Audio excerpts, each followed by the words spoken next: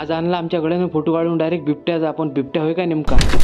हा दिवस थोडासा स्पेशल होता कारण की आपल्या बेस्ट फ्रेंडचा वाढदिवस होता. तो गडी म्हणे लवकर ये म्हणे माझ्या घरापाशी. आज म्हणे आपण वाढदिवस करू म्हणे. केक वगैरे आणला आम्ही, फक्त तू ये म्हणे, तूच कमी आहे म्हणे. मी म्हटलं ठीक आहे आलोच म्हटलं. तेवढ्यात म्हणे पाय म्हणे गडी आम्ही म्हणे बिबट्या पाहिला म्हणे वावरात. मी कानावर गोष्टच घेतलं नाही, पण पाहिला याच्या जोडचा व्हिडिओ. तेवढ्यात हा बिबट्या की काहीतरी अलगच दिसे. मी म्हटलं नेमका बिबट्या काय होय. पोट्टे मग सांगत अभि बिबट्याच होय म्हणे. आम्ही जवळून पाहिला आणि गावातले पण दिसला म्हणे लोक इले. मी म्हटलं काही बेले का त्याचं खोटंच वाटत जाय, पण व्हिडिओ पाहिल्यावर मला थोडंसं खरं वाटायला लागलं. मी म्हटलं कुत्रं तर नशी नाही, कारण की दुरून पाहिलं तर नक्की माहित नव्हतं. गडी म्हणे चल म्हणे आता केक काचा टे म्हणे. रात्रभर चर्चा चालणार आहे म्हणे आपल्या बिबट्यावर, कारण की आता दिवसच ते आहेत म्हणे. कारण की सगळे इकडे बोंबाबोंब चालू आहे म्हणे की आमच्या गावात बिबट्या आहे, तुमच्या गावात बिबट्या आहे. पण नेमका आहे बिबट्या कुठं. तेवढ्यात आपल्या गळ्याचा वाढदिवस केला. कॅन्डल तेवढी खतरनाक आणली, लय वेळ टिकली. पहिलेच ते टिकत नाहीत कॅन्डलला. मग आपल्याला केक खाऊ घातला आणि सगळेनं फोटो गिटू काढले आणि सगळे खुश झाले म्हणे. गडे आज एक नंबर जमला म्हणे. केक पण एक नंबर होता. माझा काय विषय म्हटलं, माणूस एक नंबर होता म्हटलं, म्हणून एक नंबर भेटला. ते सगळीकडे वातावरण भेवाचंच आहे. पाहून घ्या कधी खोटं वाटत असेल. गाडी आलवा इथपर्यंत. अबे त्याच्यापेक्षा लवकर बंद करत मी पाणी. आता ते होत नाही. आता गेलं आता वाढ पाणी. घेतला.